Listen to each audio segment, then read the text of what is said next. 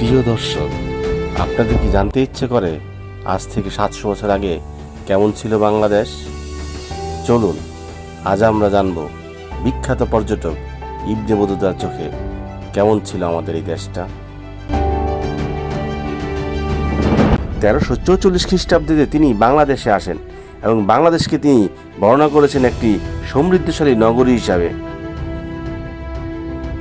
তিনি নদীপথে সিলেট থেকে ঐতিহাসিক সোনারগাঁয়ে আসেন এবং সোনারগাঁকে উনি একটি বন্দর হিসাবে চিহ্নিত করেন। সোনারগাঁয়ের একটি বাজারে উনি পণ্য ক্রয় করতে চান এবং ওই সময়ের তুলনায় উনি বলেছিলেন অত্যন্ত সস্তা ছিল সেই সময়ে সোনারগাঁয়ের জিনিসপত্রের দাম।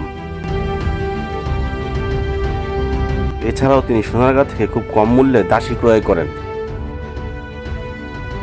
তিনি যখন বাংলাদেশ সফর করেন ওই সময় বাংলাদেশের শাসক ছিল ফখরুদ্দিন মোবারক শাহ এবং ফখরুদ্দিন মোবারক শাহকে উনি একজন যোগ্য শাসক হিসাবে চিহ্নিত করেছেন।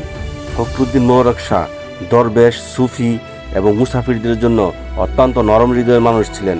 উনি যথাসাধ্য চেষ্টা করতেন মুসাফিরদের সহযোগিতা করার জন্য।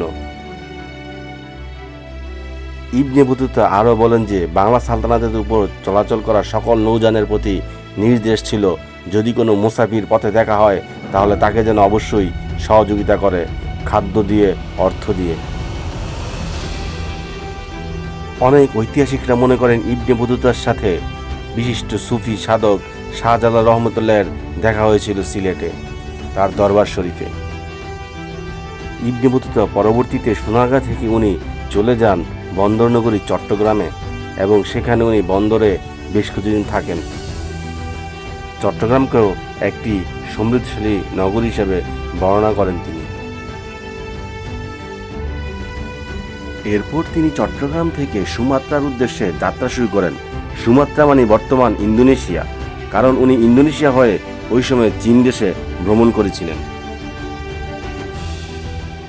এই মহান পর্যটকের চোখে বাংলাদেশ ছিল তৎকালীন ইউরোপের চেয়েও সমৃদ্ধশালী একটি নগরী, একটি জনপদ। অথচ আজ আমরা দারিদ্রতায় জর্জরিত, অর্থনৈতিকভাবে আমরা পিছিয়ে, আমাদেরকে বলা হয় তৃতীয় বিশ্বের দেশ।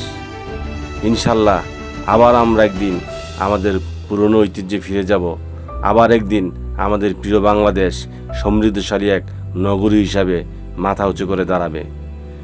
আমাদের এই চ্যানেলটিকে যদি ভালো লাগে আপনারা সাবস্ক্রাইব করুন, পরবর্তী অনুষ্ঠানের জন্য অপেক্ষা করুন।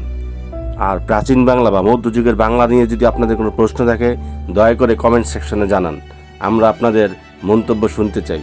সবাইকে ধন্যবাদ।